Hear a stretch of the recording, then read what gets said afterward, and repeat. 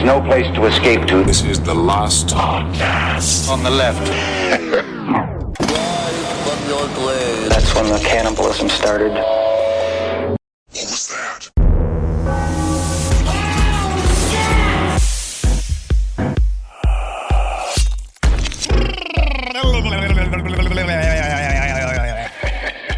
What's it got to be rocks? I'm working on it. We're here. I'm steeped in it. Yeah, we're on the other side of the world. I'm trying to find it again. Would it have to be rocks? What is that? Is that Australian? It's a vibe here. You know what I mean? That's what I'm doing. I'm just trying to capture. But we're not an even essence. in Australia yet. We're still in New Zealand. But that's the thing. I'm trying to get more of the New Zealand vibe. New Zealand. Yes, that actually is better, I think. I'm getting there. All right. Yeah, I would say that you're getting there, but Not you're there. never going to get I'm there. never going to land on the helipad. It's not about that. I feel like no matter if you were great at it or horrible at it, everyone's going to be mad at you no matter what. You're right. And that's the magic of radio. Welcome to the last podcast on the left, ladies and gentlemen. My name is Marcus Parks. I'm here with... oh man, am I not jet lagged? That's for certain. exhausted Henry Zabrowski and... I The just have surprisingly trails. fine Ed Larson. Are Nice. you fine? Yeah. Why? I don't know. I feel like my body's just built differently. Yeah. Yeah, I don't know what it is. Well, it's because you can go to sleep in an instant. You I have choose to go to sleep. Yeah, Yeah. and none of the rest of us have that. Last night, I woke up at like 1:30 and I was like, I should go back to sleep. It's a little early. I went to sleep early. I went to sleep at like 10. And then I woke up again at 4. I was like, I should go back to sleep. My God. And then I woke up again at 7 and I was like, you know what? Back to sleep. One more round. It's incredible that like a giant from a fairy tale, you can just fucking me for eternity. When I met Ed, he was asleep on a giant cart of melons. Yeah. Yeah. He was asleep on it, and chickens were running away Surprisingly from him. comfortable. Yeah. Well, since we are on the continent, since we're on the other side of the world, we are going to devote the next 2 episodes to Australia, but not as we usually devote episodes to Australia. It's true, because a lot of times when we go out of the country, we're largely fascinated with true crime and kind of what, like, the differences of what you guys all like. What are the fun new crimes? Yeah. That's what I like to see. Yeah. And we kind of had a little plan. It's like, one of the proposed projects that we're going to do Ivan Milat. And we're like, the thing about Ivan Milat is that it's just, you go out in the woods and you don't come back. Yeah. It's a story. We might get to it, but we're like, what's spooky in Australia? You never hear about it. I've never heard anything about it. And then I let my fingers do the walking. Yeah. And then I found out that there is like a whole world of paranormal activity that's happened on these island nations that are extremely specific to this world. Yeah. Not in New Zealand, though. Everyone just, I was talking to our wonderful guest producer, Joe, and everything's just different. It's ghosts are like remembering your family. Yeah, they're like, and they just like kind of give you a hug and like they're like, I hope you're doing well. Oh no! Here even over in Australia, the ghosts are surprisingly friendly. They're more connected to it. Yeah, they're friendly. They're not really violent. Like in America and the UK, you get people thrown across the room. You get people that they get covered in flies. Like here, it's they toss things at you almost in a flirty way. Well, or in a truly and really very interesting examples of what they call the trickster phenomena. Like the idea it's that very trickstery. It's hard to pin it down, and it's in a bunch of different ways, and it's also very confusing. And I think it's also, which is similar to America, which is some of this, especially when it blends more into the high strangeness world, it does seem to affect those that are of a certain substrata of the populace, which is in the Australian terminology, you'd call them bogans. Sure. We call them white trash in America. And they are You should stop saying that word. Is that bad? Before you get us into a fist fight. Is that going to be, does that get you to white, that's bad? I will not stick up for you. All right. No, I won't either. I absolutely will not stick up for you. I am not going to say what he really meant was, I'm going to say, go ahead. I'm going to say I told him not to. I'm the renegade. So For the next 2 episodes, we're going to be covering stories of Australian poltergeists that span well over a century, from 1887 until 1999. For our source, we used Australian Poltergeist, the stone-throwing spook of Humpty Doo, and many other cases by Tony Healy and Paul Cropper. Healy and Cropper are these, I see that pop up in all of the other research I was doing about Australian ghosts. Like they must be something along the lines of their Warrens. I feel like they're kind of like Maurice Gross and Guy Playfair, where Sure. they're a nice team. They work together and they like each other. And I hope they like each other. And they embed. Yes, they very much embed, like Playfair and Gross. They sound like Blues Brothers backing band members. Healy. Bow. But one thing I want to say right up top is that every story we're going to discuss on these episodes, save for the one involving the sex worker, involves stones and or pebbles. Yeah. And I'm not talking about just a few rocks here. These stories have hundreds, if not thousands of stones, almost as if the stones of Australia are themselves charged with some sort of paranormal energy. Now, am I wrong by assuming that a stone is slightly different than a rock? Like when I think feel of a like- stone, it's like smooth. Yes, That's exactly. Same. Yeah. Same. Okay. Yes. That's what I think. I think stones are fancy rocks. Yeah.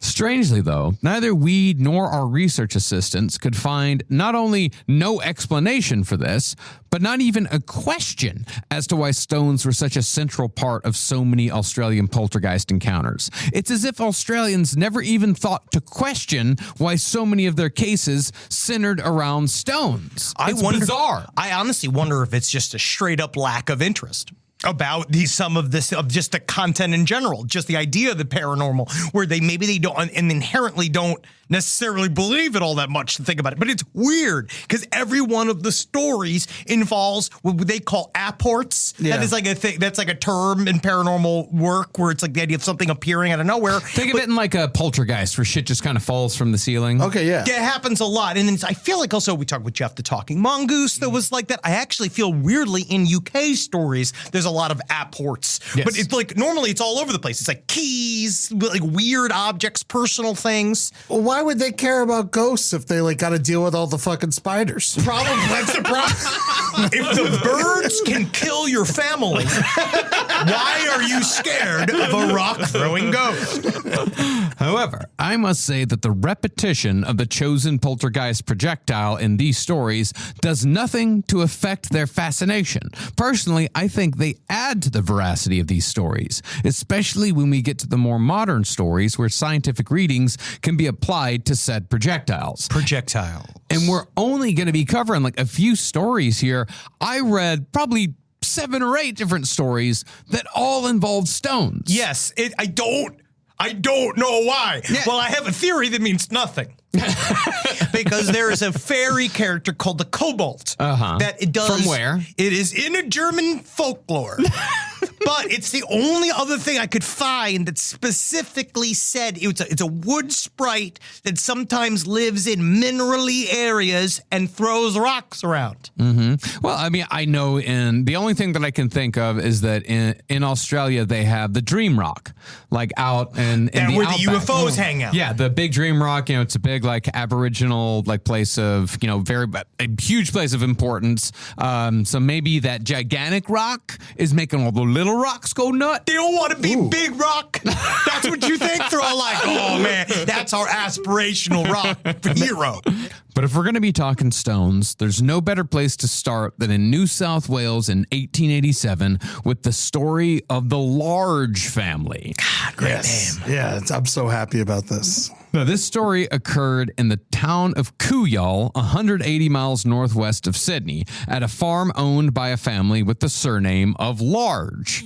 Bill Large. Hey, don't you call me Mr. Large. That's what my son called me. You call me by my first name, Very. Now, how'd they get to their house? Beanstalk? Very funny. And indeed, they did live up to their name, for the wife of the Large family, Mrs. Large, gave birth to 15 children over the course of her life. Holy shit. Oh, God. At what point?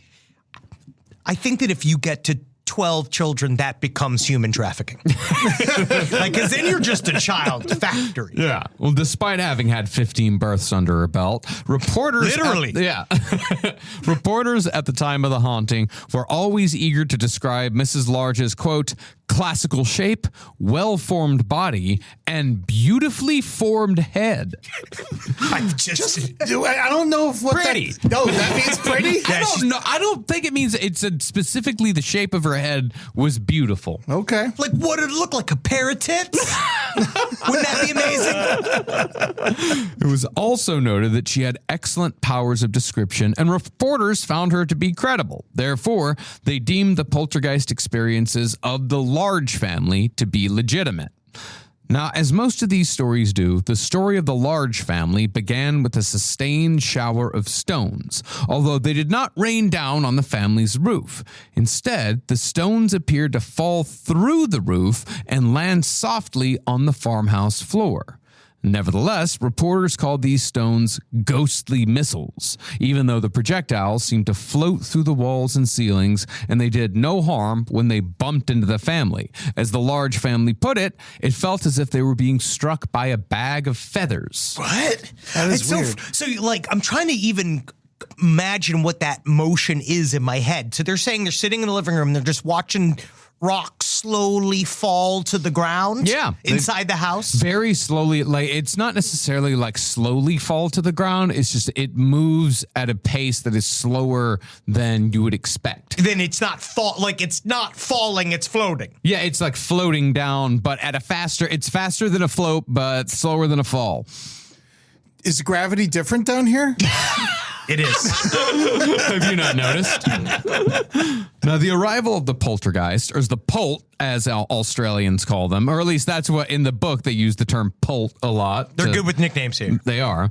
That came when Mr. Large was riding home in February of 1887. He said that his horse got spooked by something and ran off. Maybe it was how big he was. He just lost it inside of himself.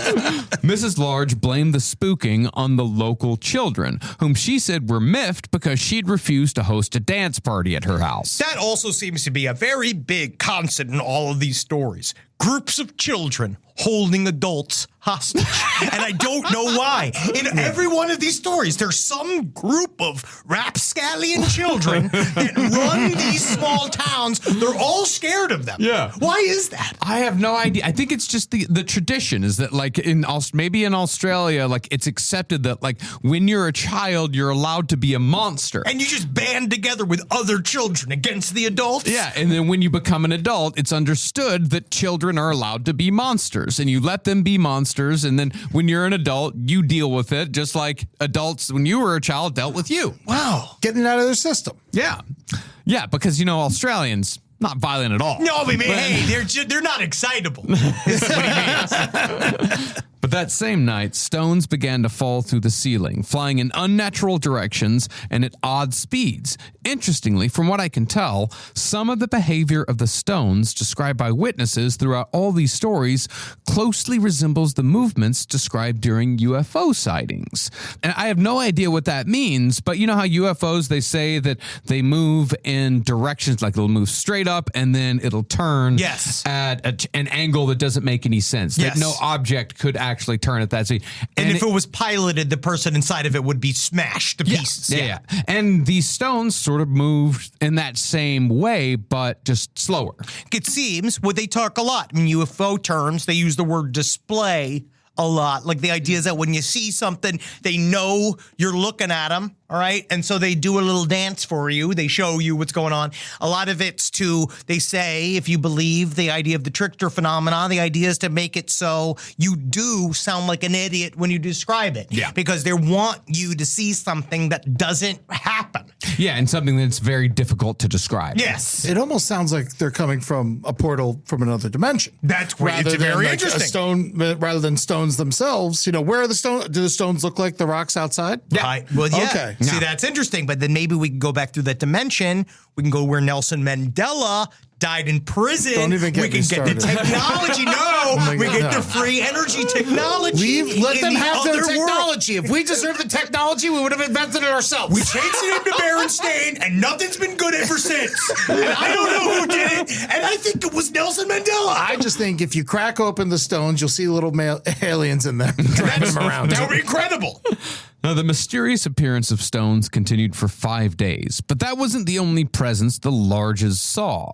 They also reported to see a sort of levitating black sphere, which, incredibly, will show up again in one of our stories that occur 100 years later. It does spook me a little bit. Like the idea of like they all like that's the stuff that always freaks me out. Where because all of the other stuff doesn't really make like kind of like you've heard it somewhat before in poltergeist cases, but this idea of like a lot of these end up having weird UFO stuff attached to them. Well, I also read that in Australia, there is, in America, we do talk about flaps where, UFOs and poltergeist activity. And Bigfoots and cryptids and everything, yeah. Yeah, but here it seems to be like it's specifically like UFOs and poltergeists show up a lot together. The next series I want to do, Australian base, is talking about the secrecy around the U.S. nuclear bases that are on Australian soil that have now been decommissioned. So now all of the people that used to work at those old nuclear bases are all coming forward and saying, oh, you want to hear about UFOs? And some of these stories are fucking nuts. Yeah. Like weird, again, my different shapes. One of my favorite new shapes I've heard, walking legs. Ooh, walking legs is cool. Just legs, like flappy legs. And where's the rest of them? Don't know. Okay. Yeah, it's flappy legs.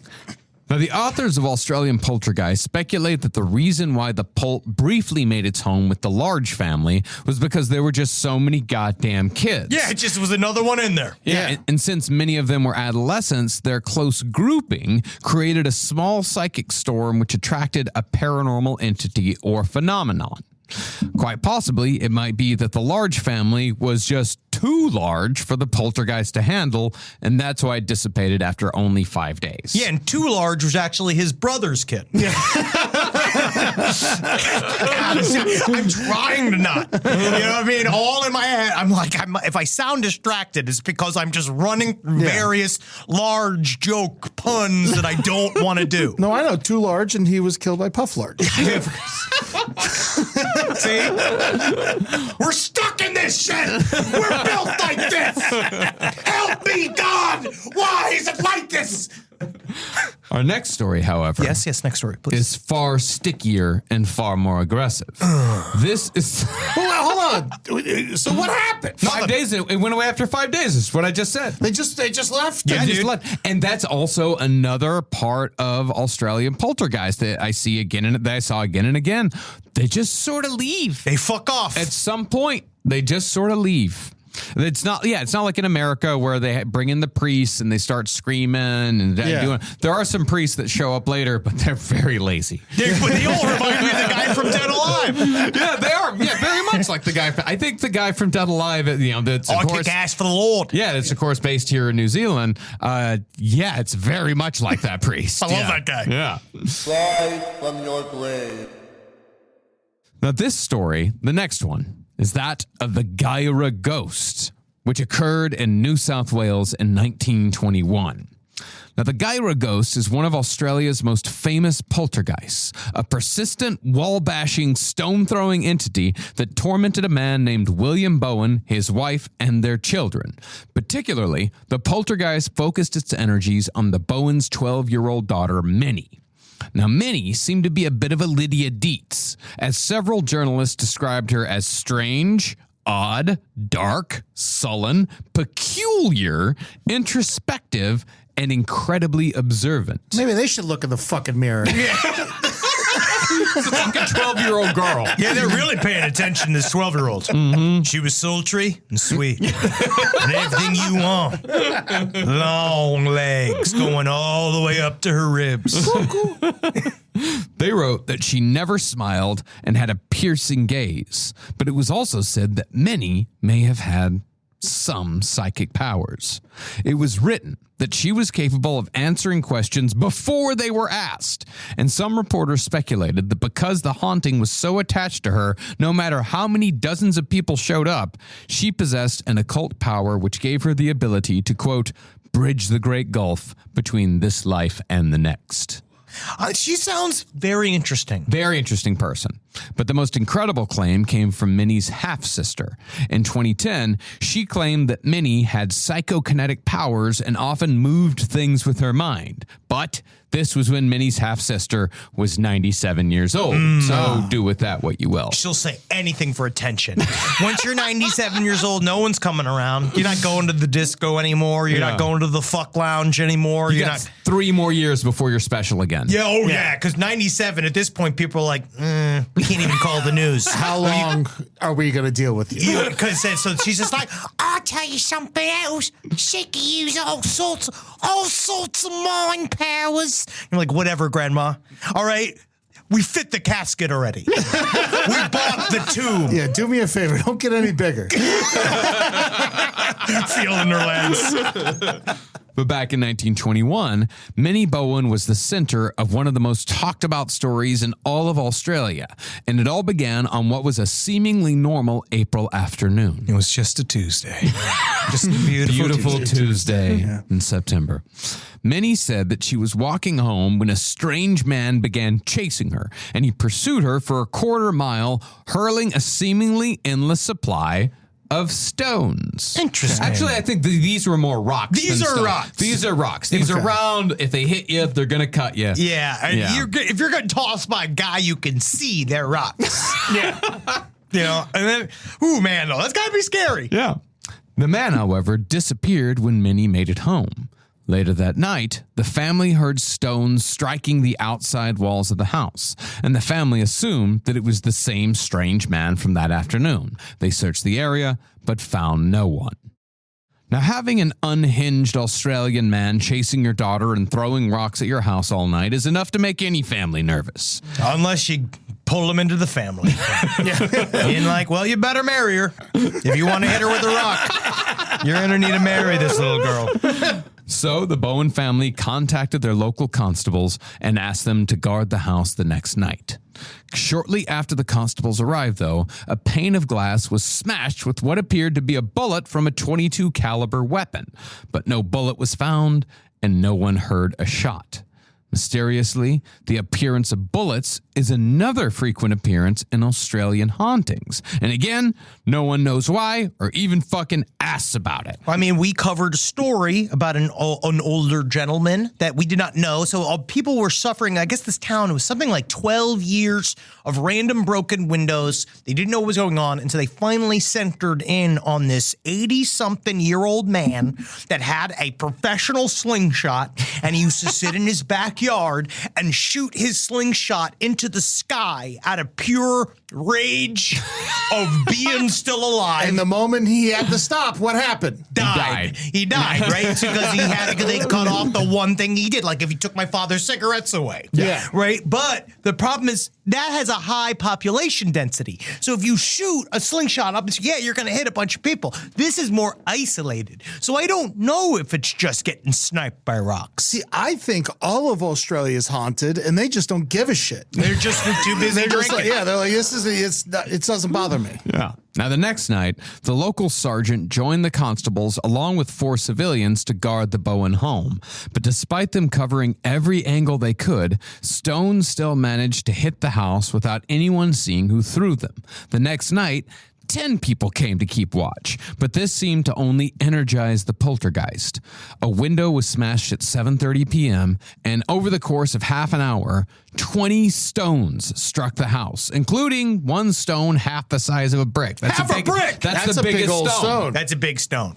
Now, authorities were pretty sure that there was just one or many clever hooligans at work here. This is the game. They're all just saying this. They just like, there's so many rampant groups of hooligans that they're all just like, oh, it's got to be the hooligans. It's like 10 guys sitting outside the house, hitting it with rocks, and they're like, we don't see nothing. They all know who's doing that. But just like these, what's with it? Why are the cops? I never thought that the call could be coming from inside the house. Yeah, definitely. Certainly not like you're us. haunted again. Yeah. Go get me some more rocks, Troy. Well, on the fifth night, 80 people came out to guard and watch the Bowen house with a battery-powered searchlight that could immediately swing to the direction of a stone's throw. This is all this whole town wanted. This is awesome. It's something to do. Yeah. This again was unsuccessful. Furthermore, Something to do. Is that the name of the town? Furthermore, the house began to fall victim to the telltale raps and thumps that accompany almost all poltergeist hauntings. The noises were similar to what they heard when stones hit the house, but sometimes they'd hear the noise and no stones were found. And many of the sounds centered around where else but whatever room Minnie was in at the moment. These sounds grew progressively louder every day, unabated, to the point where they were shaking the walls, and reporters confirmed that the thumps could be heard from as far away as 300 feet. Now, unfortunately for the men outside guarding the house after dark, most of the nights were overcast and it was sometimes raining, so the volunteers had a hard time seeing where the stones were coming from. Yeah, like, that's the thing. It's like if they're getting thrown at the house, at some point you'd see where they were coming from. We're going to get to a possible explanation here in a second. Okay. But what's interesting about this is that even though the stone throwing continued in the rain, the stones that were thrown were always dry and always very warm, regardless of the weather. You know when a ghost has handled a rock? When it feels like a freshly laid egg. If you can touch it, and it's got that heat, but it ain't been in the butt. Yeah. Or like a theater seat after a large man sits in it. Or like a toilet after a large man sits on it. Ah, the comforting warmth. Nothing I love better than being at the airport. Honestly. And you sit down and a big hulking, big swinging butted man with a loose belt comes rolling out, and you get to sit in a literal hot toilet seat. It's weird. As I get older, I enjoy a warmer toilet seat. Well, Even yeah, though but I like a purposely warm tolet seat. Yeah, Well, not, yeah, a, well, not a pre-warm toilet seat by another man. Yeah, when it just because it's accompanied always with the yeah, I'm like, you're gonna wanna enjoy some of that later on. No, like, sir, please don't talk to me. Leave me and my family alone. But despite the mysterious temperature of the stone, some police claimed that the stones were being thrown by a group of local larrikins. This is what I'm saying. Yeah. It's an Australian word for a mischievous yet good-hearted little boy. They have a word for a piece of shit child. No, but it has a good heart. It's like the Inuits with like 56 words for snow. Yeah. Like they have like the Australians have 56 words for little bastards. For so many tiny evil orphans. honestly, I feel like I was a larrikin. You definitely were a larrikin. I think we were all larrikins. Yeah. I was a larrikin in thought. Or a larrikin. Who knows? I think it's a larrikin. Larrikin. Larrikin. Yeah. The theory was that the kids were way out in the bush with catapults, which meant that they were too far away to be seen at night. This is it's very, but that's a lot of organization. But I guess if you're a larrikin, what else are you doing? Yeah. You're not in school. You don't got a job. You fucking live by the wharf. All you do is fight the Teenage Mutant Ninja Turtles with you and your other rambunctious child criminals. Yeah, in America, they would have made this kid a quarterback. Yeah, be like, feel at his shoulder. Like, oh, you got a good arm. You need protein. Now, one of the other interesting and unique phenomena about Australian poltergeists, as opposed to similar stories from America and the UK, is that the poltergeists tend to move to different houses in the area. They don't just stay at the center of activity. They go and visit other places. It's really strange. That is, you really rarely see it in one of these stories. They move around. I've never heard about it in any other story. It's almost like the area, something that's happening to the ground. It's like happening there. That's why I weirdly think it's something almost natural. Yeah. Like there's something to this besides just child warriors. I know there's some always been incredibly strange things going on with the Dream Rock. Yeah, it's something going on in there. When I was a kid, we used to have unexplained shit happen into our house in Boca, and then we didn't really talk about it. Then one day I told my neighbor, and he's like, "We have weird stuff going on," and they're like, "And so does Aya, and so does like," and so I think, and then we found out, which could be horse shit, but then we found out it was built on a big plantation. Yeah. You know, and so like each house had their own thing going on, but it wasn't like the house was haunted as much as the land was haunted. Was it the original New Jersey cannoli plantation? Florida. We had real. Oh, this is South Florida. Boca, Yeah, I thought this was in Jersey, and I was like, what would they be growing? Mozzarella? It's the Garden State. Everything. Yeah, but it's like bad fruit. It's great tomatoes. What are you talking about? Immediately got him angry. He's sitting here telling me that Jersey doesn't have good gardens. Well, see, in America or the UK, a poltergeist will mostly move only when the person it attaches itself to moves. Yeah. Although the activity tends to be strongest in one particular location. In Australia, however, a poltergeist will move freely about the region to bother the neighbors as well. In the case of the Guyra Ghost, it bombarded 2 nearby houses in the first week that it was active with stone showers. And one of the neighbors, the Hodder family, decided to abandon their home and live with the Bowens because that was the house that was being protected and they had a familial connection. The other family nearby that was affected, however, the McGinnis family, they had all their windows broken but decided, fuck it, we're not leaving. Oh, I ain't leaving. And that's also going to be another feature to these stories is I ain't leaving. Oh, I ain't leaving. Had anyone talked to the window maker in town? The I've got a good glazier. idea. Come, larrikins. I've got a business venture for all of us. Now, at various points, policemen did find boot tracks outside of the Bowen home and outside of the homes of the neighbors who also reported stone throwing. The boot tracks, however, did not lead to a culprit or a catapult, and the boot prints could have very well been left by the 80-some-odd people milling around these homes. See, I remember I read one, there was a good comment on, I was watching one of the cases that we covered, a good comment, and I love this. This is from someone out from the Outback. No one needs to fake things in Australia to this extent. We were very well looked after when this happened, especially here. Australians do not grow up in a celebrity-driven culture. It takes each day as it comes. Fame does not dominate us. We have actors that do their own shopping, pay their bills, go for coffee. No one understands Australia, especially Outback Australia, until they actually come here. You know, I actually didn't understand Australia until I came here until the last time, and like I describe it as more chill America. Oh, very much so. It's cooler America. Yeah, you don't got to worry about as much because not everybody's trying to kill them.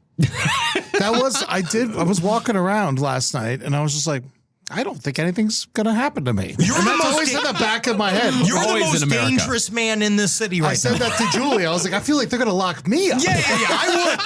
If I was one of those police officers, I would send 6 men to come arrest you. Also, haven't seen one cop. Yeah. Actually, I haven't seen any cops either. It's incredible. Yeah. I'm used to seeing 6 cops. Like when I leave my house, seeing 6 cops and then 2 helicopters. Yeah, I see one in the mirror every morning. Do you know that the NYPD is larger than the entire Australian army? But they're tough fucks, the Australian army. Oh, they're yeah, of very course. fucking tough. So are the NYPD. Don't fight me. Come and see us at the King's Theater. The King's Theater in Yes. Brooklyn. Now, paradoxically, many people suspected that 12-year-old Minnie Bowen was both the focus of the poltergeist activity and the person who was causing all this ruckus in some way or another. It just depends on whether or not she was having her menarche. So, to test the theory, Minnie was taken. It's cool. Like you waited 50 minutes, about 45 minutes, to bring up the word menarche, and I'm very happy. Yeah. See? I'm very proud of you for that. I'm in another country. I'm wizened by my travels. Wizened. I've met and learned and grown in many ways. And I don't always need to talk about a 12-year-old's bloody pussy. Jesus. I don't have to. I didn't have to do that. Yeah, and yeah, I don't yeah. and I Seems like just a menarche ago, you were a decent person. I'm sorry, Joe. I said right before that it's an alternative show. This is alternative comedy. Yeah. So, to test the theory that Minnie was behind all this, she was taken from the family home for a night, and 70 people surrounded the house.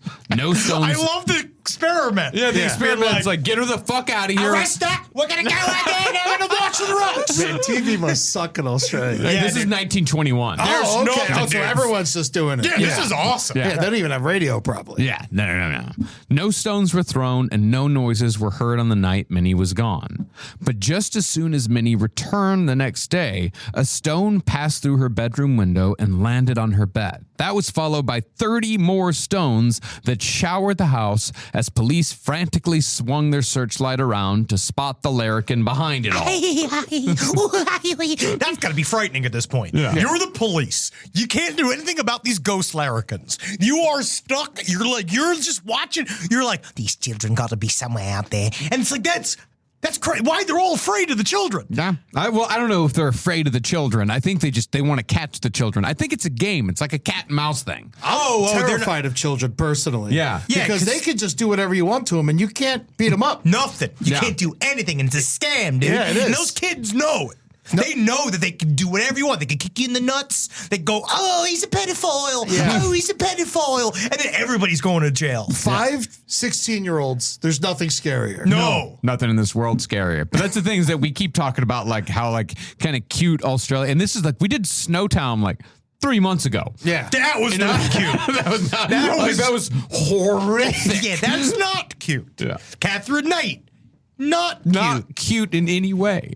But to further test the theory, the searchlight was left off one night, and it was found that the stones would follow Minnie throughout the house. Instead of focusing on what was going on outside, they focused on what was going on inside. When Minnie entered a room, the walls outside of that room would be bombarded with stones. And when she walked to the next, the stones would follow her. See, I know it's not that, but I just see, every time they're talking about the stones falling around, I just see Charlie Watts just fucking smoking a cigarette with a 12-year-old girl in my hand. Come on, this isn't the recording of Exile on Main Street. Let's not get fucking crazy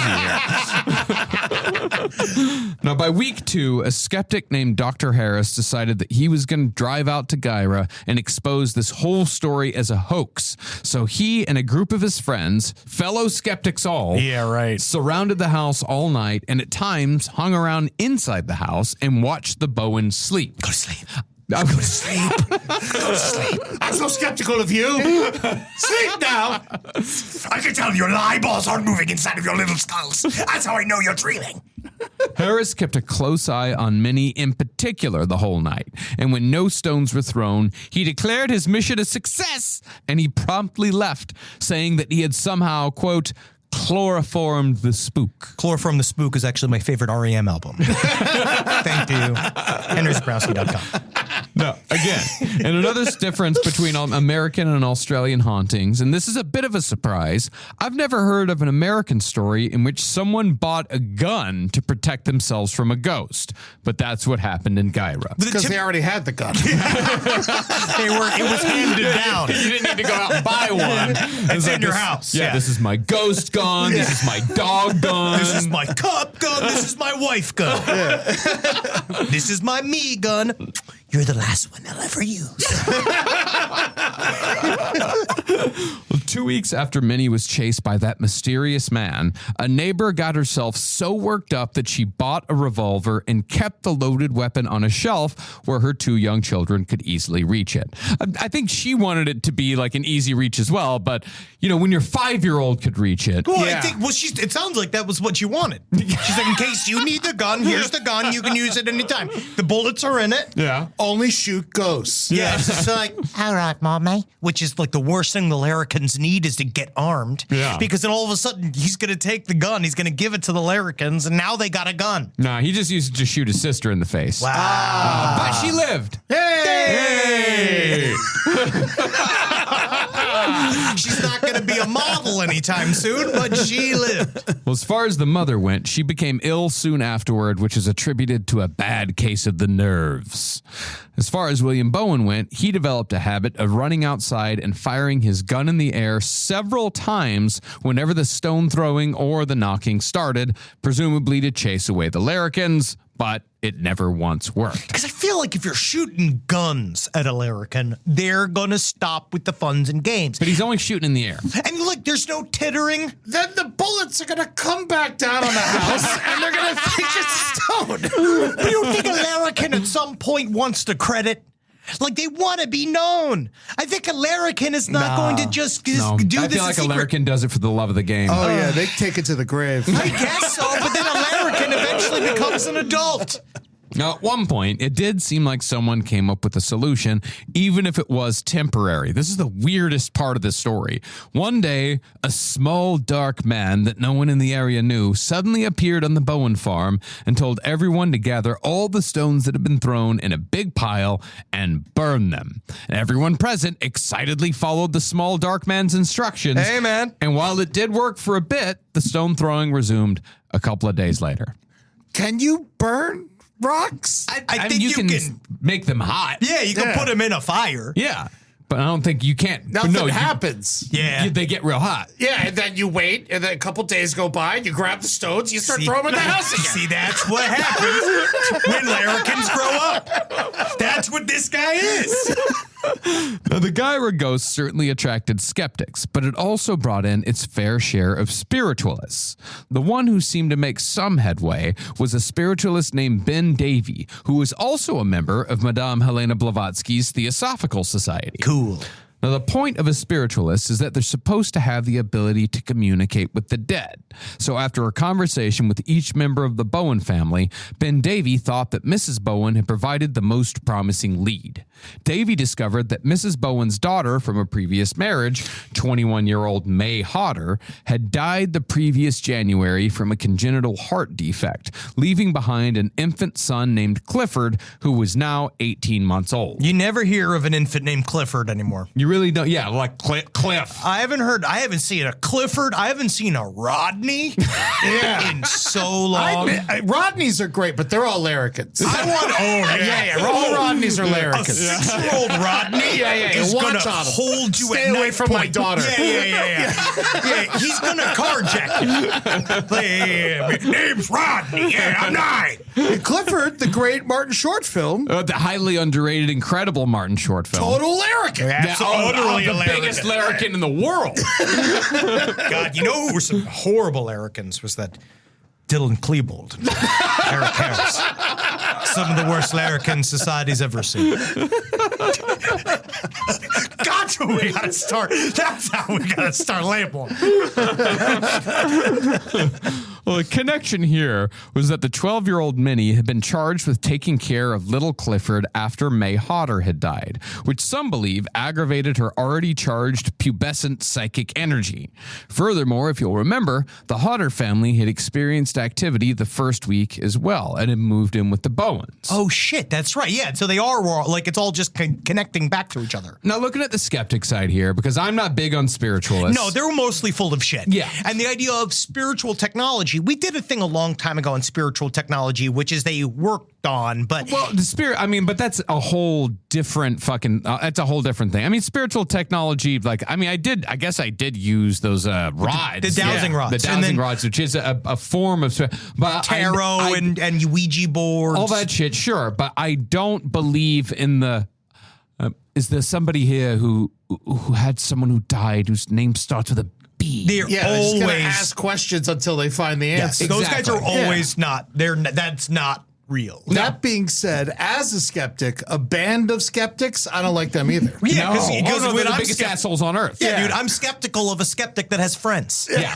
I'm skeptic of a skeptic. I'm skeptic of a skeptic who belongs to a skeptic society. Yeah. Because that sounds like your non-believer church in a way. Yeah.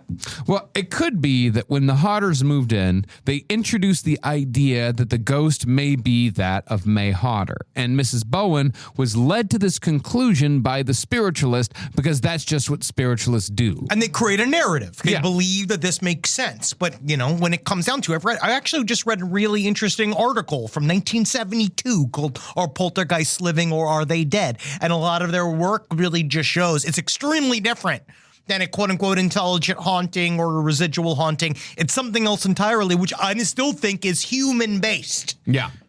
Well, that's the thing, is that spiritualists tend to create scenarios that are a little too good to be true. Yes. And they give temporary relief at best. Because that's what it is. It's emotional closure is what they're trying to give you. Yeah, they're trying to give it, but it's also you're trying to bypass like processing grief, and it don't work. Yeah, being like, you feel better sad. You feel better for like 3 or 4 days, and then you feel fucking horrible again. Yeah, and they have no life skills and got to make money somehow. Yeah. That's the goal once I become a pet psychic. That was what I've always wanted to do. Set up a little pet psychic shop. Be like, this cat is racist. Ma'am, you're going to have to get rid of this cat. You're going to have to euthanize him. He just said Hail Hitler. I know it sounded like a meow. Rise from your grave. Now, on the night that the spiritualist was supposed to make contact, 50 people were guarding the Bowen house. So there's a big crowd. As the Bowen family gathered indoors, a heavy knock was heard that sounded like it came from the outside. But strangely, the crowd guarding the house said that it sounded as if the heavy knock came from the inside. They're in on it. Yeah. Oh, no, that was inside. That was inside. We saw it. Goddamn Americans. After the knock, though, the spiritualist told Minnie that if another knock happened, she should call out and ask if it was her half-sister. Ever the cynical goth girl, Minnie flatly said, quote, I can't speak to my sister. She's dead. Nevertheless, the spiritualist asked again, and when another knock came, Minnie almost sarcastically put her hands up in the air and said, If that's you, May, speak to me. Moments later, though, the hard-shelled Minnie began to cry. Oh, wow. She said that May had spoken directly into her mind with a message for their mother. May wanted Mrs. Bowen to know that she was perfectly happy where she was and that she was watching and guarding them all, and after that, the knocks supposedly disappeared. Temporary relief. The stones, however, went nowhere, nor did the visitors who were curious as to what was happening in this small town halfway between Brisbane and Sydney. On April 18th, an American sugar plantation owner out of Samoa named Harry J. Moores, a friend of writer Arthur Conan Doyle, he arrived in Gyra and demanded full access to the Bowen house for several nights so he could do his own investigation to satisfy his curiosity about the paranormal. Such a fucking shitty American thing to do. I'm going to live here now, all right? I know how to do this. I'm going to show you fuckers how to do this shit. I'm going to fucking treat you just like I treat all the people on my plantation. You're not going to like it, but it's going to happen. Once he arrived, he and his assistants had portions of the Bowen's roof removed so they could keep watch on all the activities within the house from above. Fuck this place. Get rid of the roof. Get rid of the kitchen. I'm shitting in the living room. They also set up an elaborate system of traps to detect hoaxers, but none of our sources outline what those elaborate traps were. I would dig a hole, put a blanket over it. I would put a can of paint, tie it to the top of the stairs so I can go down there. You put the hot clamp on the doorknob. Oh, yeah. You know what I think? I would think that larrikins love apples. Oh, and sure. What you do is you put an apple out next to a tree, but when the larrikin grabs the apple, there's a crossbow right next to it, and it shoots in the head. Yeah. You'd be a great larrikin killer. Man, where's the larrikin I think I was born to be a larrikin killer. Yeah, man, we gotta go out there, man. Can we do it? Can we do that? Are there still larrikins? Yeah. And are there tours that we can join in on? Larrikin killing? Side stories, lpotl@gmail.com. Do you have a larrikin that needs culling? We're on our way. But even though he had everything set up to disprove the haunting, several walnut-sized stones were thrown and landed inside and outside the house that I night. feel like a walnut-sized stone is even hard to find. That's a normal size, I think. I got a couple of walnut-sized stones in my house. But you passed those 2 years ago. Well, the American stayed for 4 days and declared that after his, quote, ceaseless vigil, there was no other conclusion to be made other than that this was a true paranormal event. Enjoy your new outside-inside home. I'll be off. Back to my plantation. Here's a bag of sugar. Enjoy yourself. All right. Oh, you're gonna want to have an umbrella because there's no roof anymore. You know when they say that umbrellas inside are unlucky? Well, your whole life's unlucky. It's not an umbrella if there's no roof. It's a roof. Now, eventually, the authorities in Sydney were, for some reason, bothered enough about this story where they sent a constable named Hardy 500 kilometers north to prove that this whole thing was a hoax. This would actually happen quite a bit throughout all of these Australian stories. There's always some cop that gets their bee in their bonnet. It happens a lot. And they're like, we gotta go suss this out. It's very fun. It's because I got nothing to do. It's awesome. Well, Constable Hardy was the man Sydney chose to prove that this whole thing was a hoax. And when he took a position outside the Bowen cottage, he claimed to see Minnie throw several stones at the house. Hardy then confronted her, and he claimed that she said that she had been the one throwing stones all along. I call bullshit. But she had been careful to not be seen by anyone. In Hardy's world, only an expert cop could have caught Minnie. She's 12. And he spread the story that the mystery was over. But weirdly, the same constable outright admitted that he had pressured Minnie into confessing, much like the hypnotist had pressured the girls in the Enfield Poltergeist case into supposedly confessing to being behind their haunting. You'd be amazed what a 12-year-old commits their lives to when you bash their head in with the mop. Hey, you get an adult in the room with a 12-year-old girl, and they just like a cop at that. Yeah. And Oh, just yeah, get you're to- working her? Yeah. Oh, yeah, work the body, and then you get in the head, then you got the fucking, you're playing Slipknot all night? You can't sleep? Kids love sleep. They play live in Australia. Forget. What Minnie had supposedly admitted to was that her method of creating the knocks was leaning out of her window and knocking on the outside of the house. Wow. But dozens of people heard knocks when Minnie was in their presence and did not have her arm hanging out of a window. In response to Hardy's admission, the Sydney Morning Herald released an angry statement listing all the things that had been seen by over 80 people, then accused the constable of fabricating a confession in an attempt to put an end to the story to please his superiors. In fact, several of Constable Hardy's men who went to Gyra with him, they reported that they'd heard the knocks and seen the stones themselves and couldn't prove where they came from. Strangely, though, as the story spread across Australia and all the way to the UK, so-called copycat hauntings began popping up. The most impressive was focused around an 11-year-old boy named Gordon Parker in Hornsey, England, in which kitchenware flew off the shelves, cheese, quote, walked from its dish to the floor, and bread jumped on its own accord into the coal scuttle. Leave my food alone, Ghost. Yeah, it's all food-centric. Yeah, that's weird. It's like Weird Al wrote a possession story. Never mind. It's hard. It's extremely really hard hard. He's job. very what he talented does. I mean, that's the thing. I was going to say my possession, but that's the thing is that that's just a play on my the baloney. word that he already And did. he already did, and it's Yeah. just a fuck me. Yeah. You don't have a knack for it. Very fucking That's good. Thank you. EddieTunes.com. Witnesses in Hornsey also heard bomb-like explosions. They saw a copy of Alice in Wonderland dance in the air across the room, and they witnessed candles and ladders dance as though they were members of a Russian ballet. It's very British. It's very With the British. candles and ladders. Apparently, this one was investigated by Charles Ford himself. Oh, shit. Of the Fortean Times. Yeah. Like he thought that this was a legitimate phenomenon. Damn. But back in Gyra, the haunting was wearing on the Bowen family. So Minnie was sent to stay with her grandmother 40 miles away. And for a few days, all poltergeist activity ceased.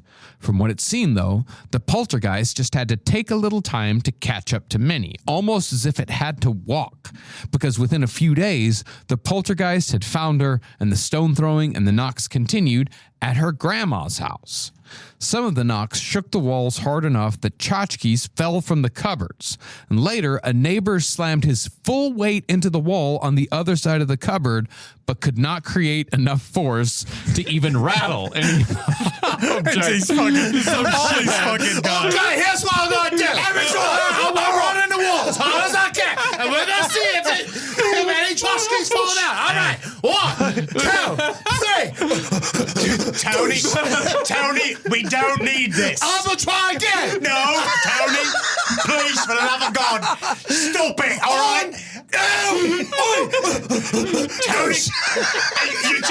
Oh my God, Tony! I'm high. You did it to yourself. I'm high. Tony, stop. Oh no! All right, one more try. No, Tony! For the love of God, you gotta go back to work. You're a scientist. They need you in the lab. One. Unbelievable. It's again, these are ghost pros. Yeah, they really are. I could do it. But what was most strange about all this is that the activity at Minnie's grandmother's house stopped on May 11th, and Minnie was sent home a few days later. Wow. The poltergeist didn't follow Minnie back, and it was all fucking over. It just ended. Yeah. As far as what happened to Minnie Bowen, she gained a reputation as a strange, dark-eyed, haunted person, much like Janet Hodgson from the Enfield Poltergeist. She was also shattered by what fucking happened to her. But Minnie Bowen, she lived until 1989 when she was tragically run over and decapitated by a car. Jesus! Damn! It's like Jane Mansfield. Yeah, just like Jane Mansfield. Now, as far as how many chihuahuas were in the car? I mean, I don't know. I don't think they got to Australia. I'm blown away by that. Yeah, I love this. So what was she in her 80s? Yeah. Yeah, dude. Look, she actually was very mysterious. And if you're looking at I'm looking at pictures from the newspaper at the time because they have her father is there with it. Man, he's got a big hat. And he's also posing with his gun. Yeah. He's proud. Now, as far as what actually happened in Gyra, it's often been argued that it was just some sort of local vendetta against the Bowen family. There was larrikins.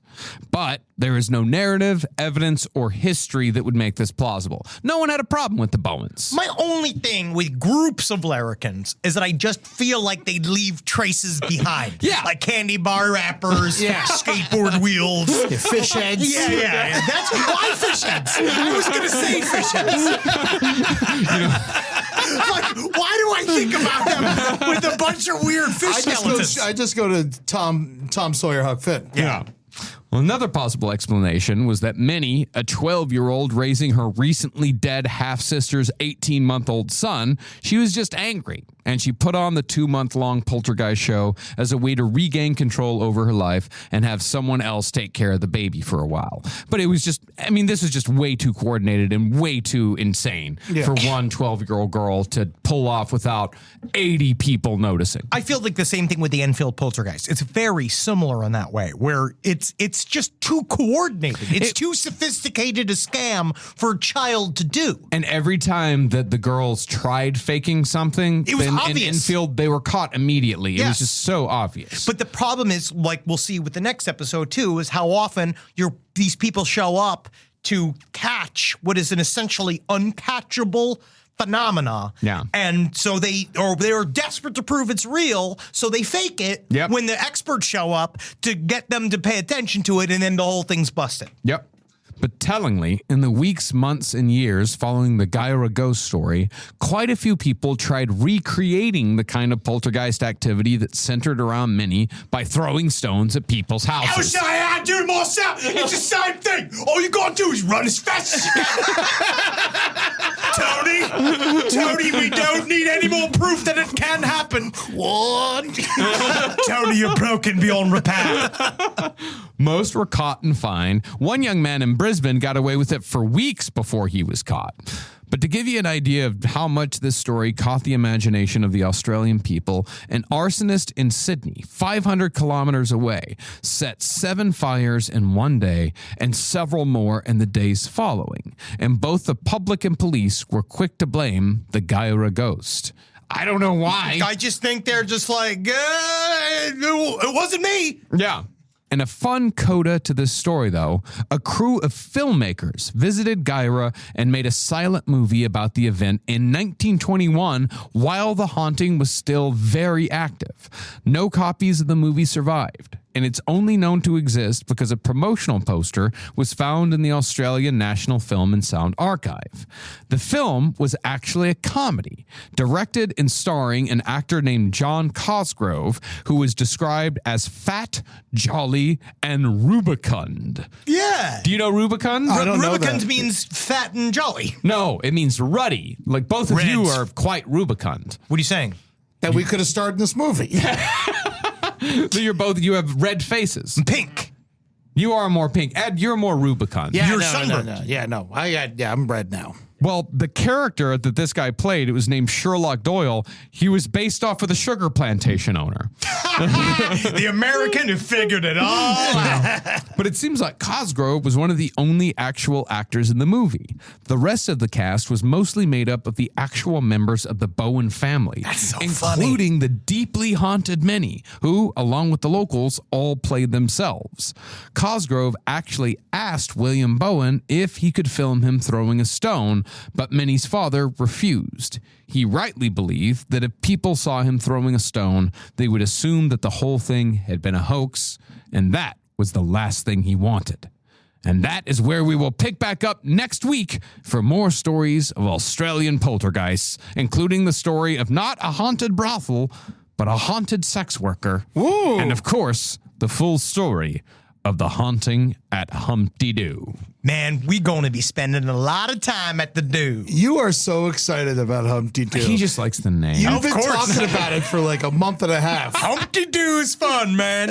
Well, because it's funny, because we reached out. I'm going to talk about this next episode. Yeah, keep it in the Humpty Doo I'm going to episode. keep it in the Humpty Doo episode. But I think that there's something sinister afoot in Humpty Doo, and it's not just the larrikin they have for president. Whoa. I think Humpty Doo has their own president? Yes. It's a child with a giant lollipop and a chain, a length of chain that he used to beat people with. But he's won the popular vote 9 times since he was 4. You know, I think Australia did have a prime minister once who drowned and like nobody gave a shit. They just like replaced him. Don't they have like one now? Like there's guy that he drinks a lot, right? Oh, he's prime minister. I love that. Yeah. Is he friendly? Is there a guy who drinks big beers? I know nothing. You know what I mean? Joe, do you know what I mean? She doesn't The know. Australian She lives in Prime New Minister Zealand. doesn't She drink lives in New big Zealand. They frothy have, beers? they have an awesome president. Yeah, prime they do. minister. Prime minister. Right? She's great. Is she still in power? No. Nope. No. They have a new larrikin that's now in charge. It's an 11-year-old. They've got a spiked hat. It's got you got 2 roller skates with guns on them. I'm sorry. We're American. We've been very distracted for many years. It's been a lot going on. There's a lot going on. Well, thank you, Marcus. Good work. Oh, thank you, Henry. And Eddie, thank you. Whatever. Go and check out our Patreon, patreon.com/last podcast on the left to see video episodes Of this. We Of are this. filming this as well, so you Yeah. can see our grimy, jet-lagged faces. You can go look at it on the Patreon. And we got twitch.tv/LPNTV. We're not there. No. But I will say, apparently, they are organizing something. Yeah, they're doing a little thing. Holden is organizing a thing he's calling it LPN Funhouse. Mm-hmm. It's going to be on August 13th. It's specifically for us not being there. So the daddies are away. Wow. So the larrikins will play. And so they are down there. So there's going to be a show August 13th on the LPN TV Twitch stream that's going to be very unique and maybe difficult. All right. Yeah, and I'm excited for it. All right. Well, let's look forward to that. LastpodcastontheLeft.com. Buy tickets. We're in Australia. Right now we're in New Zealand. By the time this comes out, we will be done with our show in New Zealand. So just know we are in Australia. Come and check us out. Come see us. Perth, there's still tickets. Humpty Doo. Yeah. Sydney and Melbourne and all kinds of places. Really good work. And Brisbane. Yep. And Adelaide.